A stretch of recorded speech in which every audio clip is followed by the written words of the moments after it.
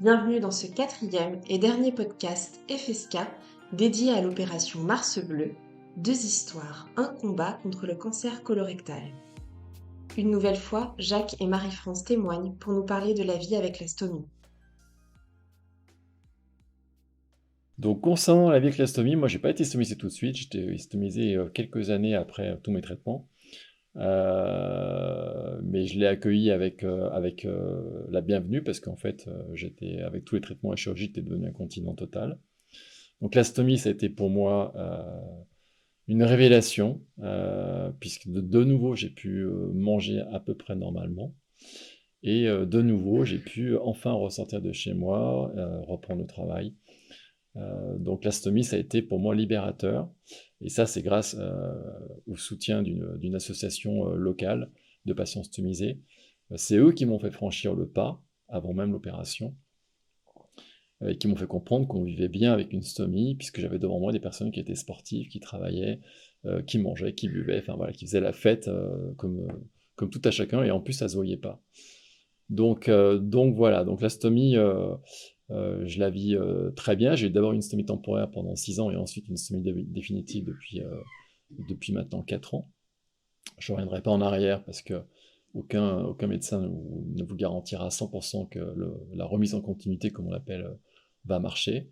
Après, ce que je dirais par rapport aux sources que ça peut mobiliser, déjà, il faut accepter de voir la stomie assez rapidement pendant l'hospitalisation. Assez rapidement, faut accepter de la voir. Et puis, si possible, avant qu'on sorte de l'hôpital, de savoir faire ses soins. Parce que si on est dépendant d'infirmiers ou d'infirmières qui viennent 2, 3 fois par jour pour vous changer la poche, vous n'avez plus de vie sociale, vous n'avez plus de vie professionnelle.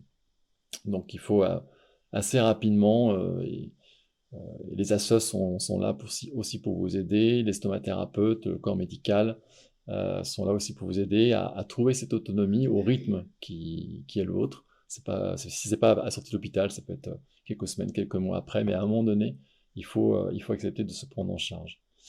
Et puis après, pour moi, c'est un processus par étapes. C'est-à-dire, effectivement, d'abord, très rapidement, accepter de faire les soins, accepter de reprendre le sport, accepter de retourner au travail, même si parfois il y a quelques désagréments, mais voilà. En fait, il faut retrouver une confiance en soi. Et une fois qu'on a retrouvé une confiance en soi, parce qu'on connaît bien son matériel, alors là, tout va bien. Et là, vous franchissez l'étape de je retourne au travail, je retrouve une vie socio-professionnelle, je retourne manger et coucher chez les gens, je retourne faire du sport, je vais me baigner en piscine, en mer, tout est possible. Et après, l'étape d'après, c'est accepter de la montrer. Donc moi, ça m'a pris un certain nombre d'années. Ça fait seulement 3 ans que je ne me baigne plus avec un t-shirt, que ce soit à la piscine ou à la mer, je me baigne avec ma stomie bien visible, puisque je suis un homme et qu'il n'y a pas de maillot de bain, une pièce. Donc au début, j'ai utilisé les ceintures cache-poche, et aujourd'hui, il y a tellement de cicatrices de toute façon que c'est pas très grave, les gens regardent, et de toute façon, les gens regardent beaucoup moins qu'avant. Le handicap est beaucoup mieux perçu par les Français. Donc, euh, donc cette étape-là était la plus longue pour moi, mais c'était une renaissance aussi, c'est d'accepter de montrer comme je suis. Donc voilà, je dirais que c'est un processus par étapes, et chacun doit avancer au rythme qu'est le sien. Et aujourd'hui, je vis très très bien avec une stomie. Je voyage à l'étranger, je mange tout ce que je veux, je m'interdis absolument rien, je fais plein de sports différents, mais sinon, aucun problème. J'adore le jacuzzi, donc je vais faire du spa, du jacuzzi, du sauna sans aucun problème. Il n'y a jamais de fuite. Il faut juste bien connaître son corps, bien connaître sa stomie, et tout roule. Voilà, donc moi je suis sortie de l'hôpital sans grande explication. Et en allant à des contre-visites, mon mari, dans la salle d'attente, a vu l'affiche de notre association. Donc il m'a dit téléphone. Et je lui disais non, non, moi je ne vais pas dans une association, ça ne me dit rien. Et ma fille aînée était à la maison à ce moment-là, et tous les deux m'ont poussé, poussé. Donc j'ai téléphoné, je suis tombé sur la présidente qui m'a dit, mais venez samedi, il y a une séance, donc on y est allé. Et j'ai trouvé, enfin, je suis arrivé, bien sûr, je me suis mise à pleurer parce que j'étais impressionnée parce qu'à l'époque, on était très nombreux. Et puis, ils m'ont tous rassuré, enfin, ils ont été super gentils.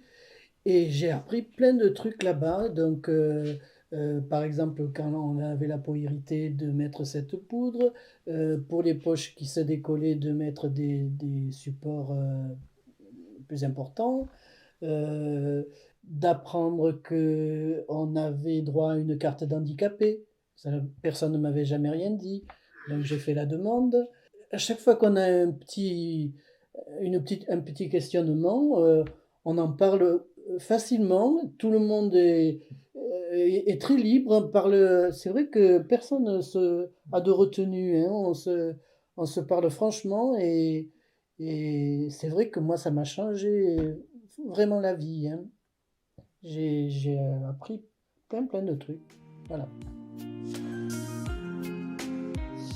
Et donc, je voudrais juste dire pour finir que en France, on a de la chance d'avoir quand même dans toutes les régions des infirmières stomathérapeutes qui viennent compléter le staff médical au niveau chirurgie. Si on sait à l'avance qu'on va avoir une colostomie, il faut demander à avoir une consultation en amont de l'hospitalisation avec une infirmière stomathérapeute qui va vous présenter ce qu'est une stomie, parce que c'est pas si facile que ça, de montrer les différents matériels, parce que là aussi, c'est pas facile de se donner une image du matériel de stomie, et qui va vous parler des soins et de la suite à donner par rapport à la chirurgie, donc il va tout vous expliquer. Et en plus, cette somathérapeute, ça va intervenir avant l'opération, donc la veille de l'opération, pour faire un repérage pour le chirurgien, pour que la stomie soit au bon endroit. Et elle intervient ensuite en post-op pour commencer à faire les soins de stomie avec vous et vous apprendre comment on doit gérer ces soins. Et elle va intervenir toute votre vie. Et donc, on a cette chance-là en France, un peu partout normalement.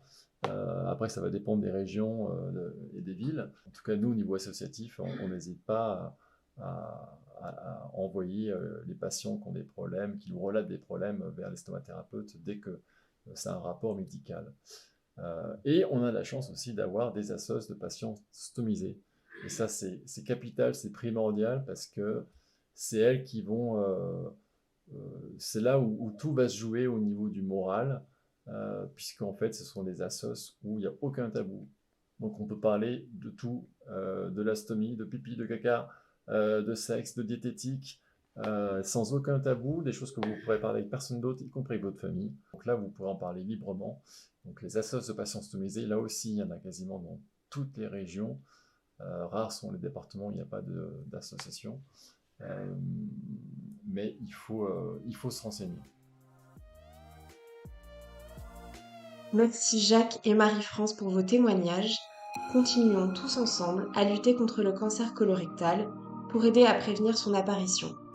C'était FSK pour l'opération Mars Bleu. À bientôt!